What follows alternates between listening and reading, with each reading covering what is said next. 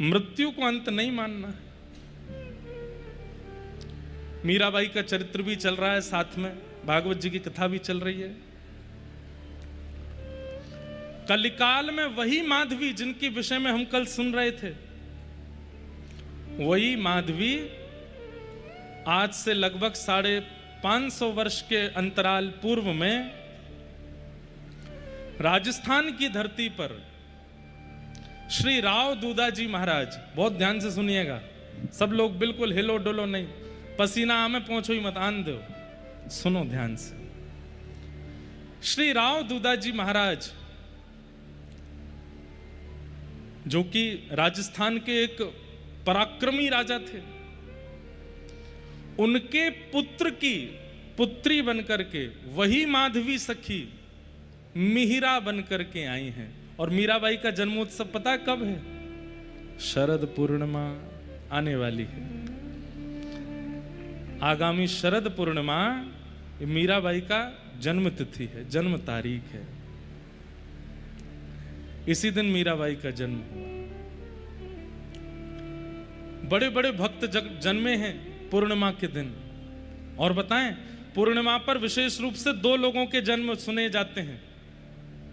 वैसे तो अनेक हैं, पर कृष्ण भक्ति में जिनका विरह ऐसा है कि जिस विरह सागर में कितने डूब जाते हैं, उसमें पहला नाम मीराबाई, अब पहला दूसरा नहीं बोलेंगे, एक नाम मीराबाई और दूसरा नाम श्रीमन चैतन्य महाप्रभु, वो भी पूर्णिमा को जन्म,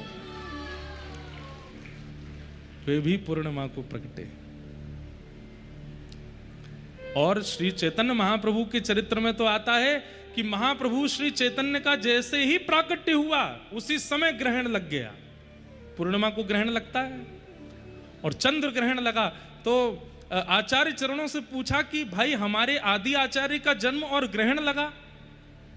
तो बोले ग्रहण लगा नहीं है, जबरदस्ती हुआ है। बोले क्यों? बोले चंद्रमा ने, ग्रहण में क्या होता है, चंद्रमा छुप जाता है, चंद्रमा ने स्वयं को छुपा लिया है। बोले क्यों? बोले मेरी आवश्यकता नहीं है, गौर चंद्र प्रकट हुए हैं पृथ्वी पर, एक चंद्रमा प्रकट हो चुके हैं, तो मेरी आवश्यकता क्या है, इसलिए ग्रहण लग गया। अद्भुत चरित्र है श्री चैतन्य महाप्रभु का। इस बार जयपुर में सुनाने का अवसर मिला था, पूरा तो नहीं सुनाए, केवल जगन्नाथ यात्रा तक ही चरित्र कह पाए थे 3 दिन में। बहुत सुंदर चरित्र है। ऐसे ही मीराबाई का चरित्र भी बहुत सुंदर है।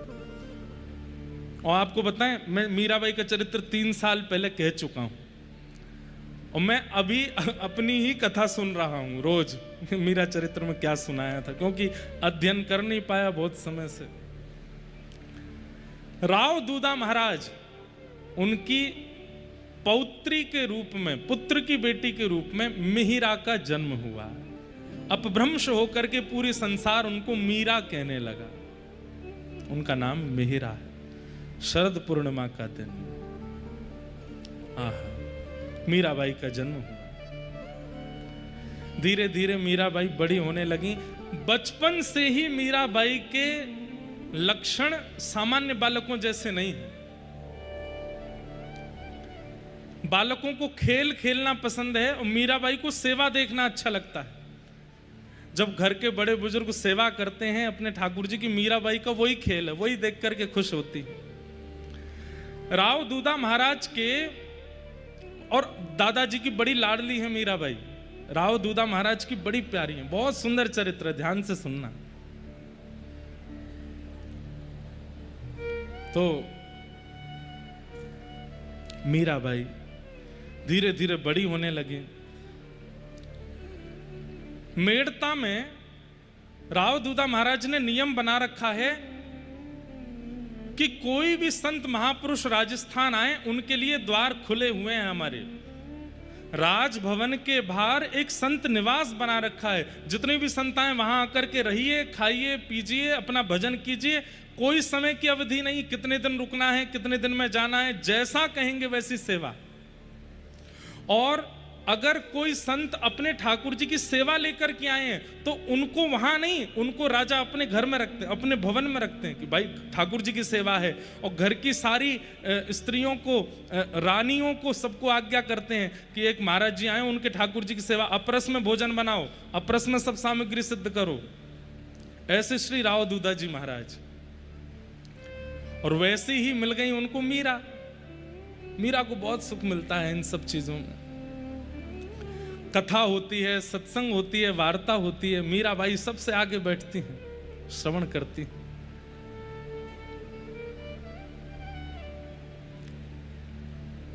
सबसे आगे बैठ करके श्रवण करती हैं।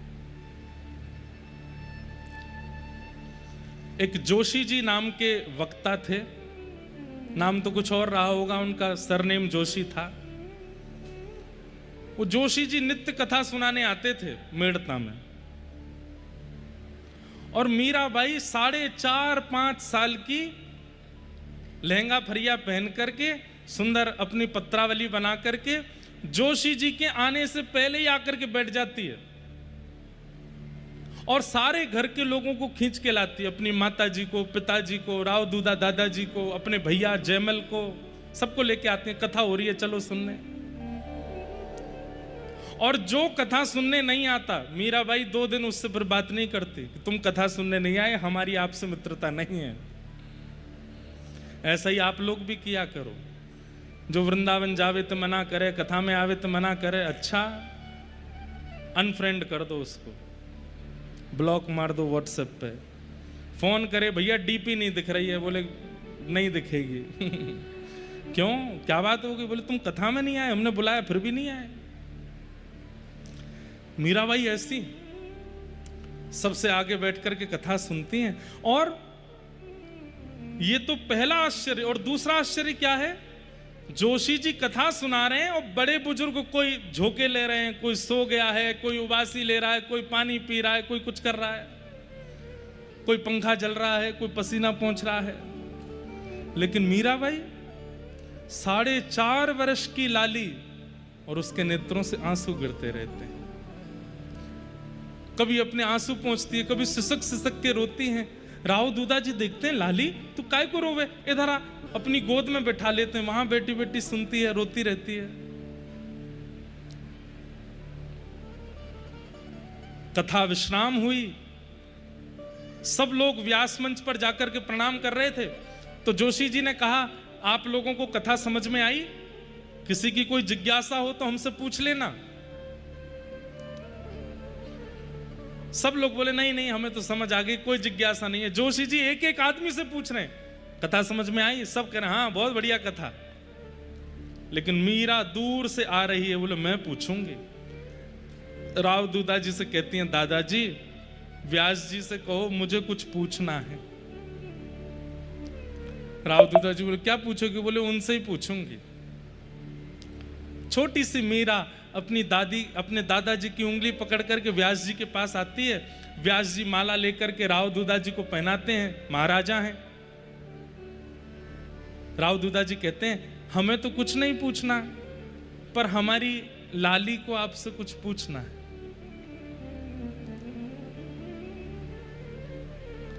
जोशी जी कहते हैं, ये लाली पूछेगी? बोले हाँ। अच्छा लाली बड़ी प्यारी है, ऐसे गाल पकड़ लेते हैं, सिर पे हाथ, जैसे छोटे बच्चों से व्यवहार होता वैसे।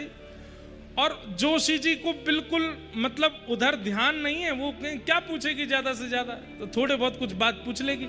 अपनी पोती समेटने लगे, ठाकुर जी रखने लगे। हाँ लाली पूछो क्या बात है। कोई इतना विशेष उसके प्रति भाव नहीं था जोशी जी का।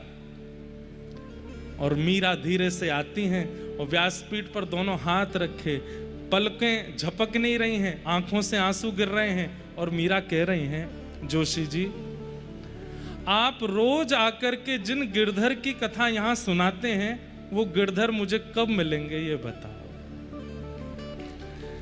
जब मीराबाई ने ये प्रश्न किया, जोशी जी ने जब मीरा की ओर देखा तो अपने आप को व्यासपीठ पर बैठे हुए भी अत्यंत नीचा समझने लगे। इतने वर्ष हो गए मुझे कथा करते हुए, इतने वर्ष हो गए कथा सुनाते हुए, ये प्रश्न तो मेरे मन में भी कभी नहीं आया कि जिनकी मैं कथा सुनाता हूं वो मुझे कब मिलेंगे। और मीराबाई एक छोड़ पकड़ लेती है धोती का और पकड़ करके खींच के पूछ रही है, जिनकी आप कथा सुनाते हो वो कब मिलेंगे। जोशी जी के नेत्र सजल, राव दूधा जी के नेत्र सजल। मीराबाई को तुरंत उठा करके अपने गोद में बैठा लेते हैं और हृदय से लगा करके सजल नेत्रों से जोशी जी कहते हैं, मीरा तुझे कब मिलेंगे ये तो मुझे नहीं पता, पर तेरी भावना से, तेरे विचारों से, तेरे स्वभाव से ऐसा मैं कह सकता हूं कि तेरी वजह से हजारों को मिलेंगे, तेरे कारण हजारों को कृष्ण मिलेंगे। मीराबाई कहती, मुझे मिलेंगे ना? हाँ मिलेंगे लाली, क्यों नहीं मिलेंगे, बस आप कह दो कि मिलेंगे। हाँ मिलेंगे। जा रही हैं उतर करके, फिर पीछे, मिलेंगे ना मुझको? बोले हाँ मिलेंगे। वो जैसे लीला करते हैं व्रज में, मेरे साथ भी करेंगे ना? बोले हाँ करेंगे। मैं तैयारी कर लूं, मटकी मंगा लूं, मक्खन निकाल लूं, दही की व्यवस्था कर ले, जा कर ले। दौड़ करके जाती है मीराबाई अपनी माँ के पास, मक्खन निकालो, दही मंगाओ, छीके पर टांग दो। क्यों? जोशी जी बोल के गए हैं गिरधर आएंगे, मेरे पास आएंगे। कथा सुनते सुनते हम लोगों का जीवन निकल रहा है। ऐसा विश्वास, ऐसी भावना हमारे चित्त में कभी नहीं आई। ऐसे ही नहीं मीरा बन गई वो, उनका भाव तो देखो।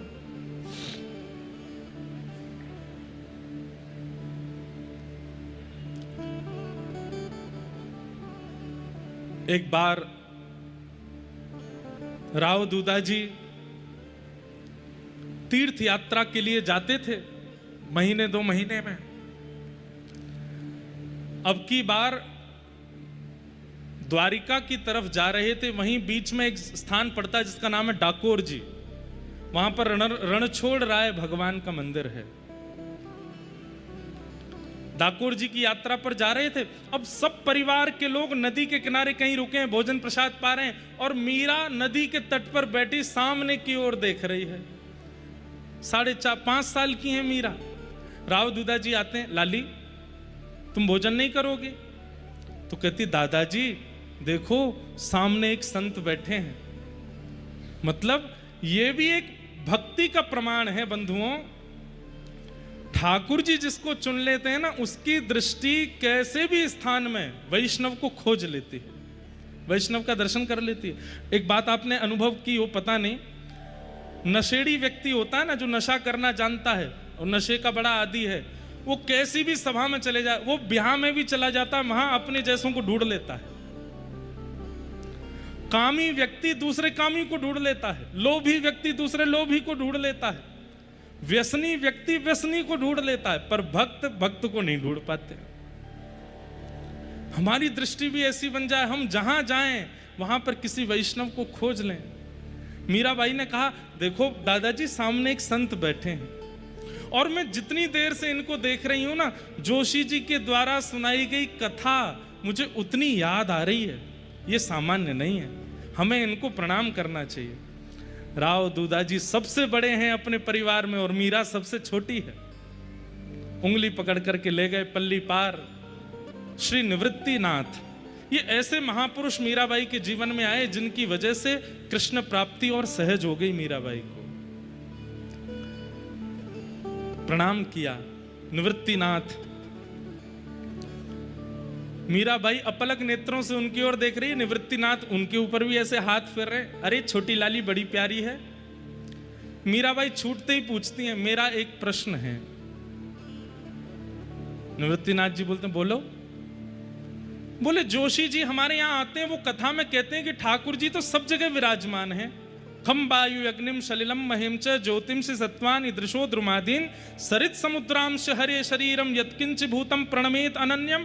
सब जगह जब परमात्मा है, तो फिर दादाजी हमको तीर्थ यात्रा कराने के लिए डाकोर जी क्यों लेके जा रहे हैं?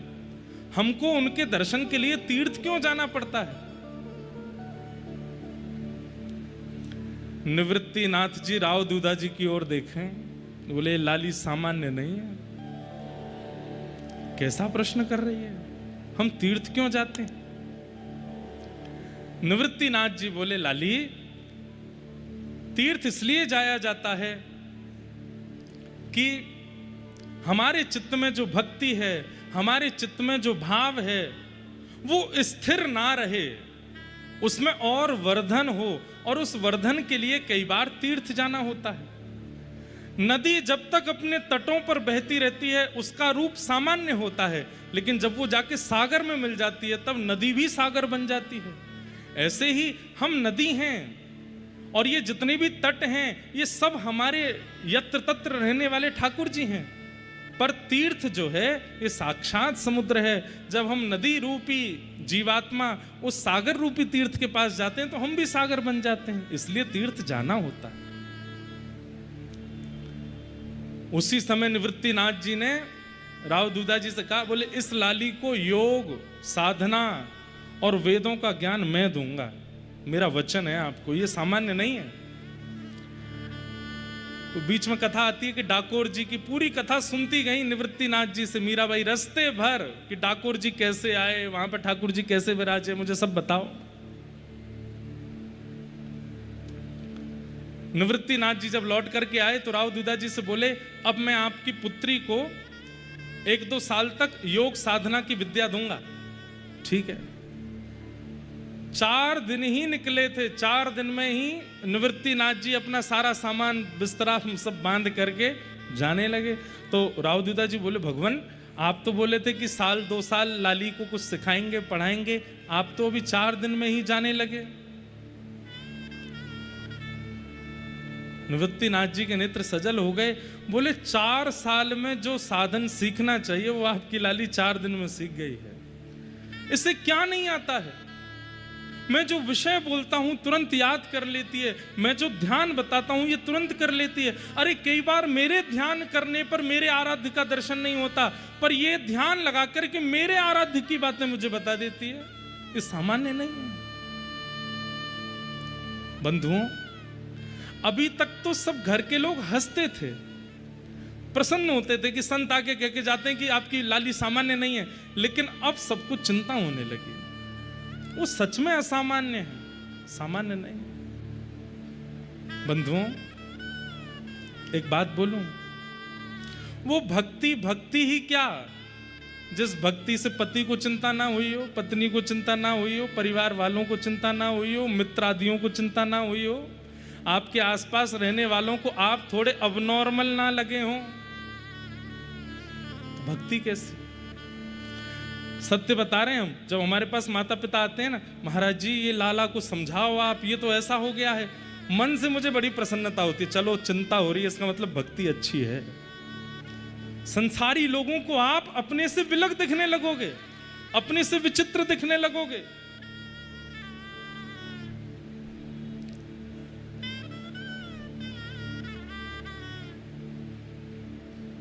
उसी काल में वृंदावन से एक संत का आगमन हुआ, और संत के साथ में सेवा में विराजमान थे श्री गिरधर लाल जी। संत व्यासपीठ पर बैठते और बगल में चौकी पर लाल जी को विराजमान कर देते। मीराबाई आकर के बैठती, कथा रोज सुनती थी। आज लेकिन ऐसा हुआ कि दृष्टि व्यास जी को नहीं देख रही है, दृष्टि बगल में बैठे गोपाल जी को ही देख रही है।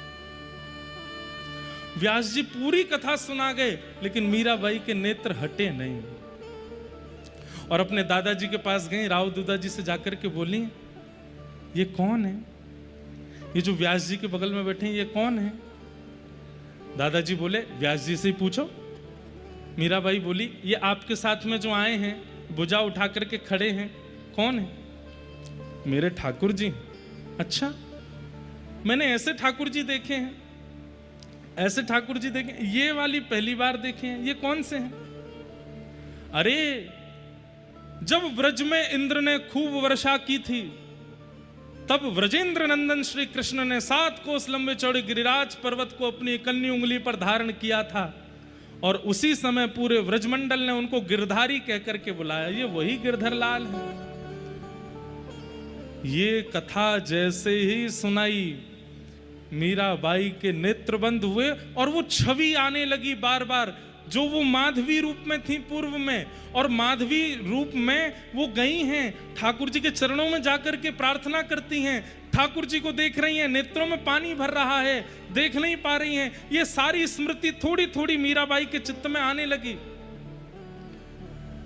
मीराबाई तो जैसे 5-6 वर्ष की आयु में व्याकुल जैसी हो गई और रोते हुए कहने लगी, ये आपके नहीं है, ये मेरे हैं, और मैं आज से नहीं, इनको वर्षों से जानती हूं। ये मुझसे वचन दिए थे कि ये मेरे पास आएंगे, ये मेरे पास आ गए हैं, अब इनको मुझे दे दो, ये मेरे हो गए, इनको मुझे दे दो। संत घबरा गए। राव दूधा जी संभालिए, ये लाली आपकी क्या कह रही है। राव दूधा जी आए, मीरा ऐसे नहीं कहते, हमारे ठाकुर जी है ना चतुर्भुज भगवान, उनकी सेवा करेंगे। नहीं, वो आपके हैं, वो परिवार के हैं, ये वाले मेरे हैं, ये जो इनके बगल में बैठे हैं ये मेरे हैं।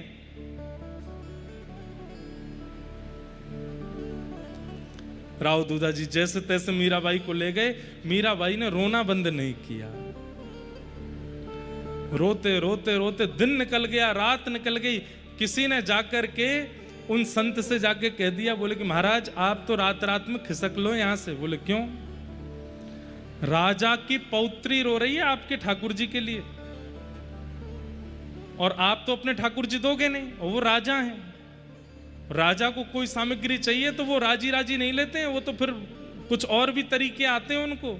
आपको भोजन में कुछ मिला के खवा देंगे, आप पधार जाओगे, फिर तो ठाकुर जी नहीं कहिए। महाराज जी बोले, अरे राम राम, ऐसे तो नहीं करेंगे। रात रात में ही महाराज जी ठाकुर जी लेके कहीं चले गए। सुबह उठ करके मीराबाई जैसे ही दौड़ करके गई देखने के लिए, पता चला कि महाराज जी तो गए। अब तो मीराबाई और रोने लगी। राव दूधा जी बोले, संत चले क्यों गए? अभी तो कथा अधूरी रह गई। किसी ने बताया, बोले आपके डर के मारे चले गए कि कहीं आप उनसे छीन ना लो। लेकिन थोड़ी दूर जाकर के जैसे ही संत अपने ठाकुर जी की सेवा निवृत्त होकर के जैसे ही शयन में गए, उन्हीं के ठाकुर जी शयन में उनके स्वप्न में प्रकट हो गए। और प्रकट होकर के बोले, बाबा, ओ बाबा।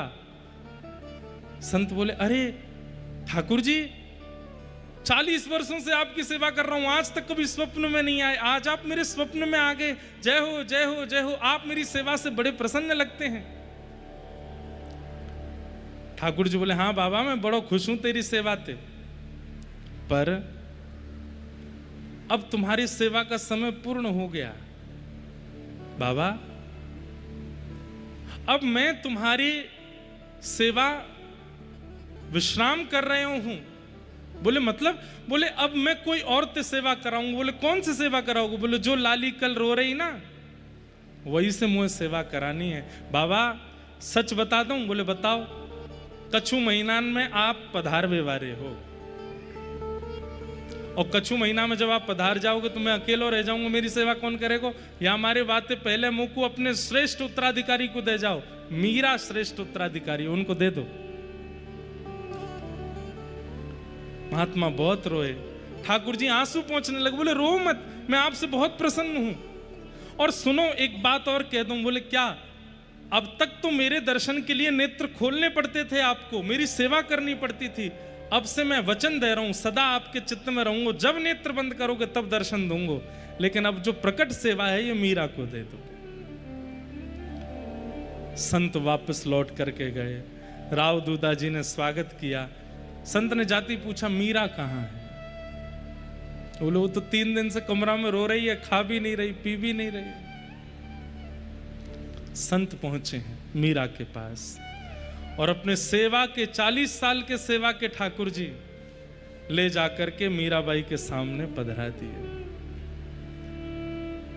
ले मीरा है गिरधर तेरा, ले मीरा है गिरधर, गाइए।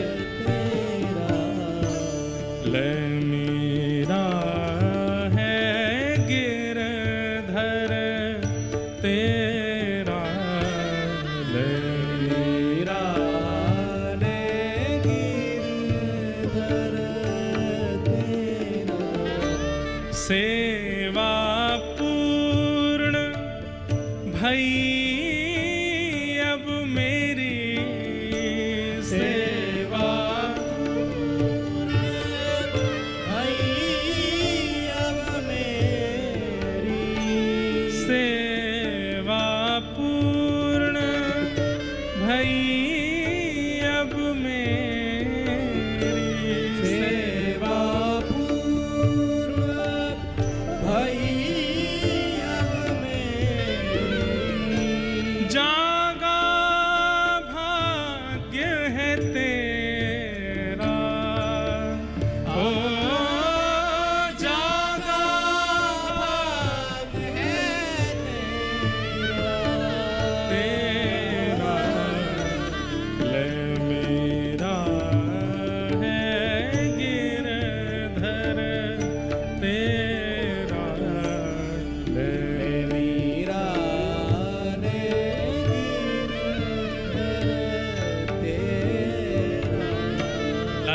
अब मेरी सेवा पूरी है गई है, अब ले ये तेरे ठाकुर जी। और देते समय संत के भी हाथ कांप रहे हैं, हृदय कांप रहा है। 40 सालों से जिनकी सेवा की है अब वो किसी और को देने पड़ रहे हैं।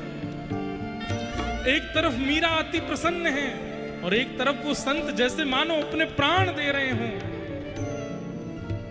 मीराबाई कह रही हैं, आप रोइए मत, मैं आपको वचन देती हूं, मैं बहुत भाव से सेवा करूंगी।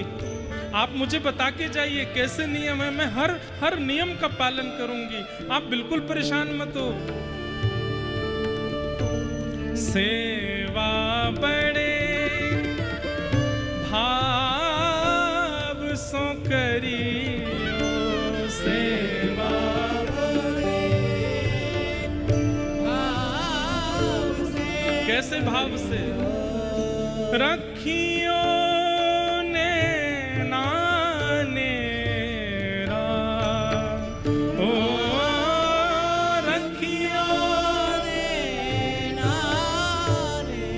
मतलब अपने नेत्रों के सामने ही रखियो इनको, एक क्षण के लिए भी ये तोते दूर नहीं हो, ऐसी सेवा करियो।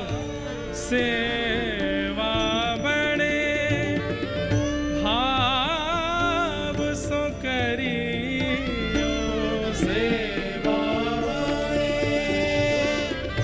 भाव से करियो। रखियो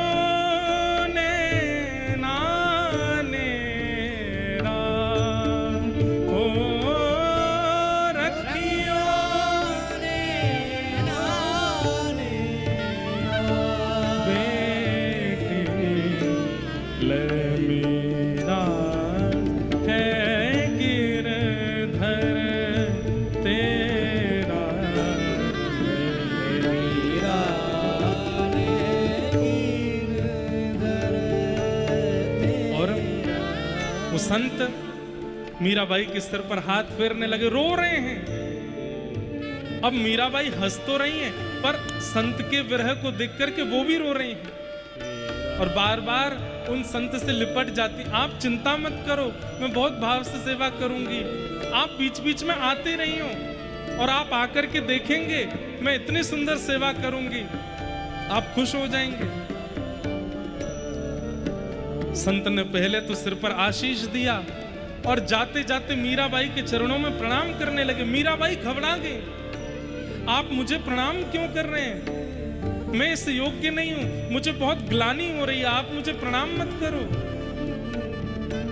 अरे तू बड़भागिन है, तू ठाकुर जी को नहीं लाई है कहीं से, ठाकुर जी स्वयं चल के तेरे पास आए, मुझे आज्ञा दे करके आए हैं कि मुझे उसके पास जाना है।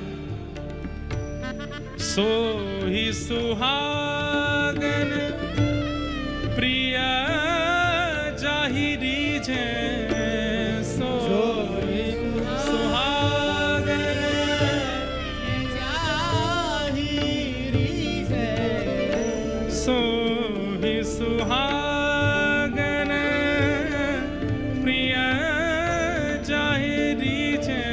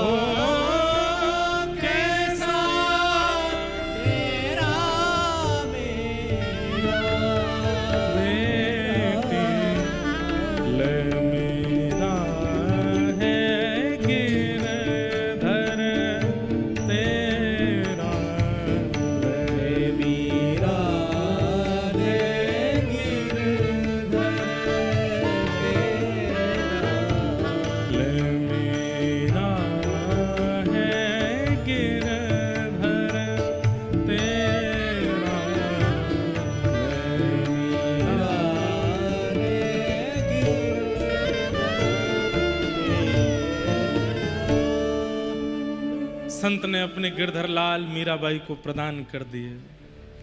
अब मीराबाई रो भी रही है और प्रसन्न भी है। प्रसन्न इसलिए कि ठाकुर जी आ गए, और रो इसलिए रही है कि एक संत अपने जीवन भर की सेवा यहाँ छोड़ के मेरे पास चले गए। रूठ गई पहले तो ठाकुर जी से, आपकी कैसी लीलाएं हैं, एक को संयोग देते हो, एक को वियोग देते हो, लेकिन मेरी एक बात सुन लो, मुझे वियोग दे के कहीं और मत जाना, मैं नहीं जाने दूंगी आपको। और फिर मन में खुद ही सोचती हैं, ऐसा तो उन संत ने भी सोचा होगा कि वो कहीं नहीं जाने देंगे, लेकिन आज ये आ तो गए मेरे पास, अरे इसका मतलब कल तुम मुझे भी छोड़ के चले जाओगे। और फिर से मीराबाई रोने लगी। अभी बंधुओं मीराबाई की आयु 6-7 वर्ष की है बस। 24 घंटे मीराबाई ठाकुर जी के सामने ही रहती हैं। क्यों? कहीं मुझे छोड़ के चले ना जाए। ये भय बना रहता है उनके चित्त में कि कहीं मुझे छोड़ के दूर हो नहीं जाए। कोई भी काम करती हैं मीराबाई, उनकी दृष्टि ऐसी रहती है, वो तुरंत झांक करके देखती रहती हैं, लाला बैठे हैं ना, गिरधर बैठे हैं ना।